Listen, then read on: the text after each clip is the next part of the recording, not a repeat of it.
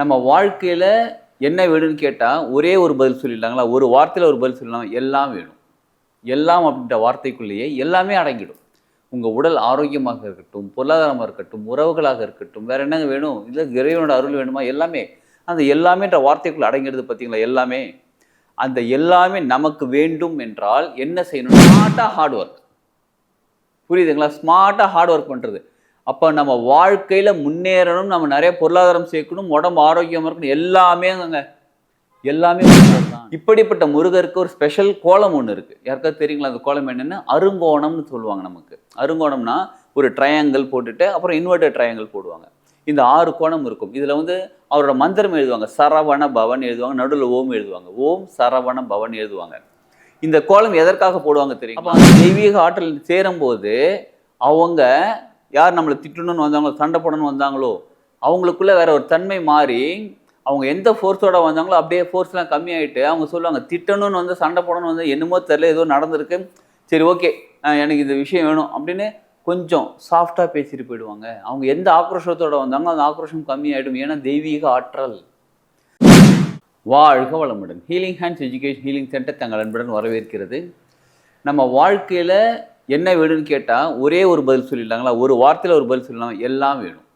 எல்லாம் அப்படின்ற வார்த்தைக்குள்ளேயே எல்லாமே அடங்கிடும். உங்கள் உடல் ஆரோக்கியமாக இருக்கட்டும், பொருளாதாரமாக இருக்கட்டும், உறவுகளாக இருக்கட்டும், வேறு என்னங்க வேணும்? இல்லை இறைவனோட அருள் வேணுமா? எல்லாமே. அந்த எல்லாமேன்ற வார்த்தைக்குள்ளே அடங்கிடுது பார்த்தீங்களா? எல்லாமே. அந்த எல்லாமே நமக்கு வேண்டும் என்றால் என்ன செய்யணும்னு கேட்குறீங்களா? முக்கியமாக முருகர் வழிபாடு பண்ணுங்க. அது ஏங்க முருகர் வழிபாடு பண்ணால் எல்லாமே கிடைக்கும்னு கேட்குறீங்களா? தகப்பன் சுவாமின்னு கேள்விப்பட்டிருக்கீங்களா? யார் பேர் தெரியுங்களா? அது முருகர். அப்பாவுக்கே போதனை செய்தவர், உபதேசம் செய்தவர் முருகர். அப்போ அந்த அளவுக்கு ஞானம், அறிவு இருக்கிறது. இப்போ நமக்கும் ஒரு அறிவு வேணும், நமக்கும் ஞானம் வேணும். நம்ம இன்னும் நிறைய விஷயம் கற்றுக்குறோம், நம்ம படிச்சிருக்கிறோம், ஏற்கனவே படிச்சிருக்கிறோம், இல்லை கொஞ்சம் படிக்காமல் இருக்கோம். இப்போ நம்ம ஆஃபீஸில் ஒர்க் பண்ணிகிட்ருக்கோம், பிஸ்னஸ் பண்ணிகிட்ருக்கோம். இதை இன்னும் டெவலப் பண்ணுறதுக்கு நமக்கு என்ன தேவைன்னு கேட்டால் 2 விஷயம் தேவைப்படுது. ஒன்று, அறிவும் தேவைப்படுகிறது. அந்த அறிவை பயன்படுத்துக்கிறதுக்கான தேவையான புத்திசாலியும் தனமும் தேவைப்படுகிறது. அப்போ 2மே கலந்துருந்தாலே அது ஞானம் தான். அப்போ நமக்கு அந்த அறிவும் புத்திசாலித்தனும் சேர்ந்து வேணும் அப்படின்னாலே முருகரை. ஏன்னா முருகரே யாருக்கு? தந்தைக்கே உபதேசம் பண்ணவர். யாரா? சிவபெருமான். சிவபெருமான் தான், சிவன் தான் எல்லாமே. சரிங்களா? அந்த இந்த படைத்தது எல்லாமே சிவன் தான்.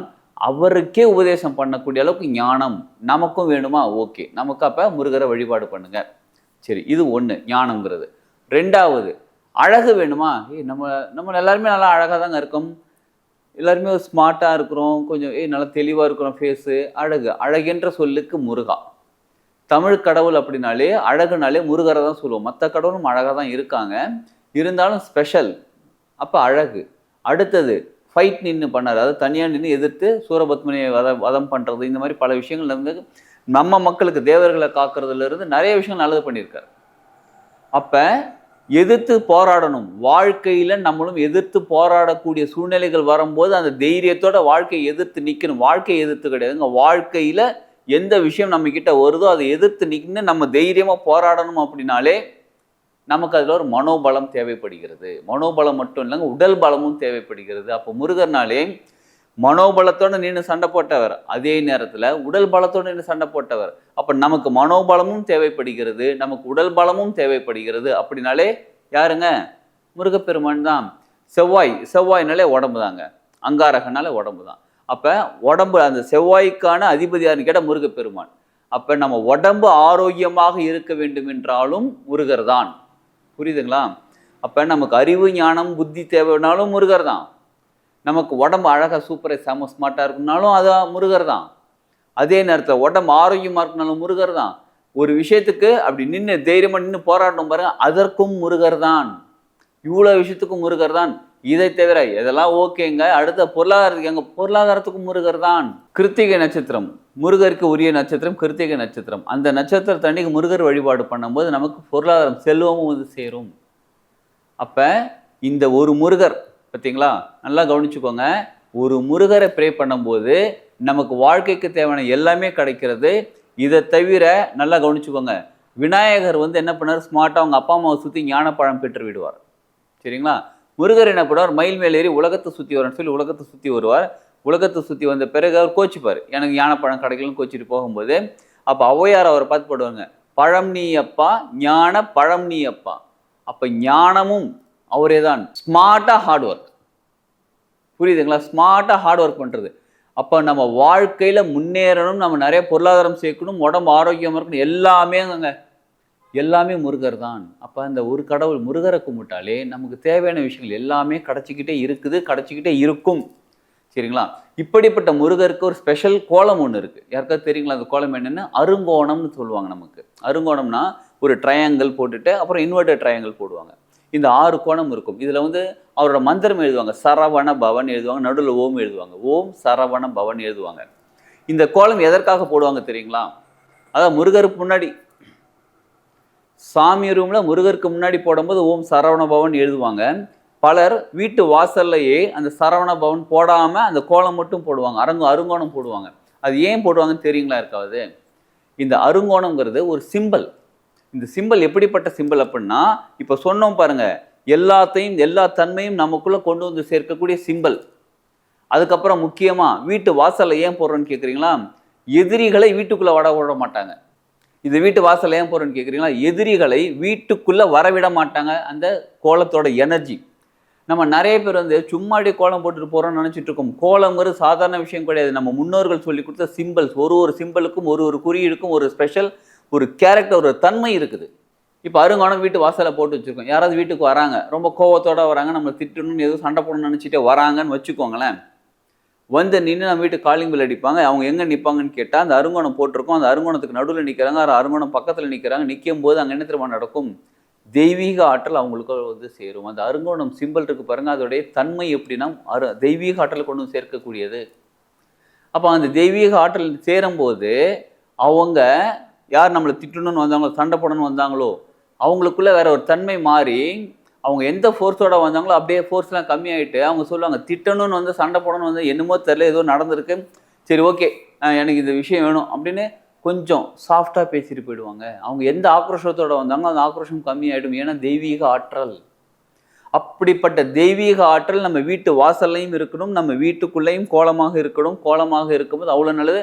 நிறைய பேர் இடத்துல நமக்கு பண்ணுறாங்க, ஸ்டிக்கர் வாங்கி ஒட்டிக்கிறாங்க. இந்த அருங்கோணத்தை ஸ்டிக்கர் மாதிரி வாங்கி ஒட்டிக்கிறாங்க. சிலர் பெயிண்ட் அடித்து வச்சுறாங்க. அதெல்லாம் வேணாங்க. வீட்டில் கோலம் போடுவதாக இருந்தால் நீங்கள் நிச்சயமாக அருங்கோணம் அரிசி மாவில் தான் போடணும். கோல மாவில் போட்டால் கோல மாவில் போடுறதை விட அரிசி மாவு ரொம்ப நல்லதுங்க. அது ஒரு சக்தி நிலையை மாற்றக்கூடியது. சரிங்களா? அரிசி மாவில் போடுங்க. வீட்டு வாசலில் கோலம் போடும்போது நீங்கள் ஓம் சரவணபவம் எழுத வேண்டாம். சாமி ரூமில் போடும்போது ஓம் சரவணபவம் எழுதிக்கோங்க.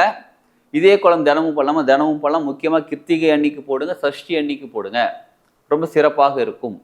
சரி, இப்படிப்பட்ட கோலம் நம்ம வீட்டு வாசலில் இருக்கும்போதும் சாமி ரூமில் இருக்கும்போது நமக்கு ஒரு தெய்வீக ஆற்றல், தெய்வீக பாதுகாப்பு எல்லாமே கிடச்சிக்கிட்டு இருக்கே. இதே விஷயத்த நம்ம சில்வர் டாலராக போட்டிருந்தா எப்படி இருக்கும்? எப்பயுமே நம்ம கூடவே முருகரோட அருள் எப்பயுமே இருப்பாங்க. இப்போ நமக்கு எல்லாருக்குமே ஒரு பாதுகாப்பு, அது சாதாரண பாதுகாப்பு இல்லைங்க, தெய்வீக பாதுகாப்பு, தெய்வீக அன்பு, தெய்வீக ஆற்றல் நமக்குள்ளே எப்பயுமே இருக்கணும். அப்படின்னாலே இந்த சில்வர் டாலர் இருக்குது பாருங்க,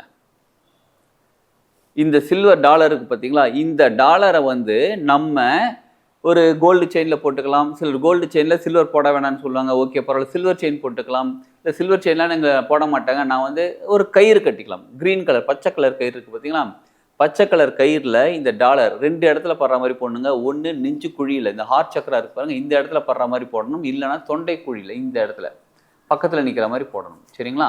இல்லை கொஞ்சம் அதாவது இவ்வளோ நெருக்கமாக வேணாங்க, கொஞ்சம் கீழே இறங்கியிருந்தால் பரவாயில்ல, இந்த மாதிரி கூட இருக்கலாம். இந்த மாதிரி போட்டுக்கலாம். போட்டுக்கிட்டே இதை போட்டிருக்கும் போது நமக்கு தெரியாமல் ஒரு பாதுகாப்பு உணர்வு எப்பயுமே இருக்கும். ஏன்னா தெய்வீக பாதுகாப்பு நமக்கு கிடச்சிக்கிட்டு இருக்கு. Divine protection, divine energy, divine love, divine அன்பு எல்லாமே நமக்கு கிடச்சிக்கிட்டு இருக்கு.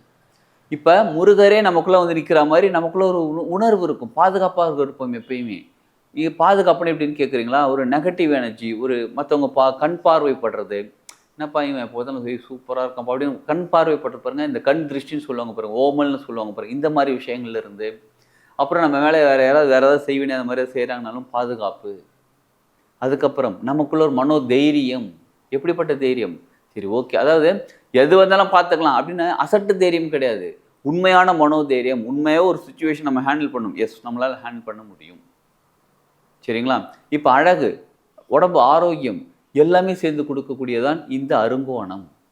அந்த அருங்கோணம் நம்ம வீட்லேயும் போட்டு வச்சுருக்கணும். நிச்சயமாக எல்லார் வீட்லேயும் போட்டு வச்சுருக்கணுங்க அந்த அருங்கோணம். யாரெல்லாம் முருகரை வந்து பக்தியோடு கும்பிட்றீங்களோ வீட்டில் அருங்கோணம் கோலம் போட்டுங்க. சாமி ரூமில் பூஜை ரூமில் போட்டிருக்கிறவங்களுக்கு ஓம் சரவண பவன் எழுதி வைங்க. அதோட நிலை வேறு மாதிரி இருக்கும். எப்பயுமே அந்த கோலம் இருக்கிற மாதிரி பார்த்துக்கோங்க முடிஞ்ச அளவு. சரிங்களா? பெயிண்டில் வரைகிறது அந்த மாதிரிலாம் வேண்டாம். டெய்லி கூட நீங்கள் போடுங்க, கோலம் போடுங்க. ரொம்ப நல்லது. நம்ம வரையும் போது நமக்குள்ளே அந்த பிரதிஷ்டையாக ஆரம்பிப்பாங்க. அதே மாதிரி இந்த டாலர் தேவைப்பட்டால் நீங்கள் எங்களுக்கு கால் பண்ணுங்கள். இது ஆக்சுவலாக ஸ்பெஷலாக செஞ்சு வச்சுருக்கிற டாலர். நம்ம டீம் மெம்பர்ஸ்க்காக ஸ்பெஷலாக இந்த அருங்காணம் செஞ்சு வச்சுருக்க டாலர் இது. இந்த டாலர் நீங்கள் ஆர்டர் பண்ணதுக்கப்புறம் கிட்டத்தட்ட ஒரு 1 வீக் 10 டேஸ் கழிச்சு உங்களுக்கு கொடுக்கப்படும். ஏன்னா போகரையை கிட்ட வச்சு எனர்ஜைஸ் பண்ணி உங்களோட நேமில் வந்து உங்களுடைய பேர் உங்கள் டேட் ஆஃப் பர்த் சொன்ன பிறகு உங்களுக்காக ஸ்பெஷலாக எனர்ஜைஸ் பண்ணி இது கொடுக்கப்படும். எப்பயுமே ஒரு பாதுகாப்பு உணர்வு உங்களுக்கு இருந்துக்கிட்டே இருக்கும், பாதுகாப்பும் இருக்கும். ஆக மொத்தத்தில் முருகரை மனசார நம்ம கும்பிடும்போது நமக்கு தேவையான விஷயங்கள் எல்லாமே கிடச்சிக்கிட்டு தான் இருக்குது. சிலர் என்ன சொல்கிறாங்க அப்படின்னா முருகர் வந்து முதல்ல சோதிப்பார், அதுக்கப்புறமா நமக்கு எல்லாத்தையும் கொடுப்பாருன்னு. இங்கே சோதனை அந்த மாதிரிலாம் எந்த விஷயமும் கிடையாது. நம்ம ஏற்கனவே என்ன செஞ்சு வச்சுருக்கோமோ அதற்கான பலன்கள் தான் நமக்கு திரும்ப கிடச்சிக்கிட்டு இருக்கு. அதனால் இது சோதனையாக நினைக்காதீங்க. அப்படி சோதனையாக நீங்கள் நினைக்கணும், இல்லை சோதனை தான் பண்ணுவார் நீங்கள் நினச்சிங்க அப்படின்னா ஒரு கல்லை எடுத்து சிலையாக செய்யும்போது தேவையில்லாத விஷயங்களை ஒதுக்குற மாதிரி சோதனை. அது கல்லுக்கு சோதனைன்னு வச்சுக்கோங்க. அது சோதனையான்னு கேட்டால் கிடையாது. அந்த கல்லை வந்து செதுக்குறாங்க. அந்த மாதிரி நம்மக்கிட்ட இருக்கக்கூடிய தேவையில்லாத விஷயங்களை எடுத்து போட்டு நம்மளை வந்து அழகான ஒரு மனிதனாக, ஒரு தைரியமான மனிதனாக, நம்ம வாழ்க்கையில் முன்னேறதுக்கு சூப்பரான ஒரு மனிதனாக நமக்கு மாற்றக்கூடிய தன்மை தான் அந்த முருகரோட தெய்வீக சக்தி. சரிங்களா? நம்ம வாழ்க்கைக்கு எல்லாமே தேவையானது எல்லாமே கிடச்சிரும். முருகர் கும்பிடுங்க. இந்த அருங்கோணம் யூஸ் பண்ணுங்க, பயன்படுத்துங்க. உங்கள் வாழ்க்கையில் மிகப்பெரிய நல்ல மாற்றம் ஏற்படும்.